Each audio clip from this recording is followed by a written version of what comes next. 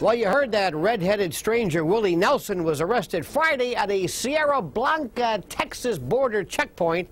He was charged with possessing 6 ounces of the deadly devilweed marijuana. Now, it's been said that arresting Willie Nelson for marijuana possession is like arresting Santa Claus for breaking and entering. Pot is what Willie does. He's the face of weed. Everybody knows it. Willie doesn't hide it. He's 77, and this is his 3rd arrest. Congratulations. You've arrested public enemy #1. Now, let me explain what I think about drug laws, particularly marijuana prohibition. There's a word that best describes my take.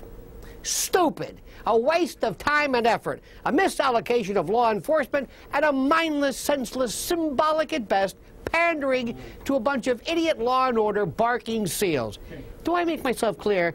Now, Willie suggested he might form a teapot party, which is cute, but I've got a better idea, Willie. Be the public face of marijuana law insanity. Remind people that last year police prosecuted over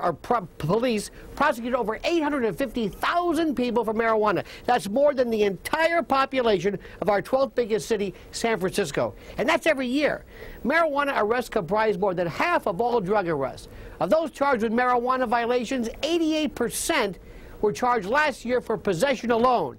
You know, when Rush Limbaugh was arrested in 2006 for doctor shopping for hillbilly heroin, you know, OxyContin, Rush could have been the voice of reason in advocating a rational, compassionate approach to drug addiction. In fact, El Rushbo got off easy, and he could have easily been charged with trafficking and could have been hit with a 25-year minimum mandatory sentence. That's minimum mandatory, 25 calendar years, as in no parole or early release. But no, Rush just kept his mouth shut and copped the mini plea to charges that were ultimately dropped.